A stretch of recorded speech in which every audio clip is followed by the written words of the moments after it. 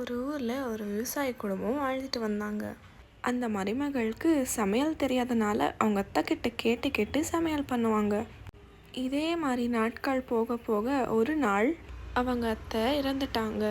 அத்தை இல்லாமல் நான் எப்படி சமைக்கிறது, எனக்கு யார் சொல்லித் தருவா அப்படின்னு சொல்லிட்டு கவலைப்பட்டுட்டு இருக்கும்போது அவங்க கணவர்கிட்ட எனக்கு அத்தை மாதிரியே பொம்மை வேணும், எனக்கு செஞ்சு தாங்க அப்படின்னு கேட்டாங்களாம். அதே மாதிரி அவங்க அம்மாவை ஒரு சின்ன சிலையாக செஞ்சு அவங்க மனைவிக்கு தந்தாங்க. இதை பார்த்ததுமே அவங்க மனைவி ரொம்ப சந்தோஷமானாங்க. அந்த அத்தை சிலையை பார்த்து, அத்தை இன்னைக்கு நான் எவ்வளோ சமைக்கணும், என்ன சமைக்கணும் அப்படின்னு சொல்லிட்டு கேட்டுட்டு இருந்தாங்களாம். இதெல்லாம் மறைஞ்சு நின்று பார்த்துட்டு இருந்த பக்கத்து வீட்டுக்காரி, நம்மளுக்கு ஒரு வாய்ப்பு கிடைச்சிருக்கே, உபயோகப்படுத்திக்கலாம் அப்படின்னு சொல்லிட்டு அவங்க அத்தை மாதிரியே குரல் கொடுத்து பேசிட்டு இருந்தாளாம்.